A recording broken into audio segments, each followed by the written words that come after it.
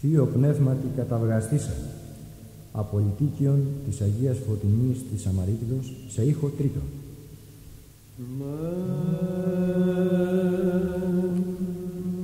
Θείο Πνεύματι καταυγαστήσα και της νάμαση καταρδευθήσα παρά Χριστού του σωτήρος πανέφηνε της σωτηρίας το είδον εξήλυσας και τη διψώσιν αυθόνος μετέδωκας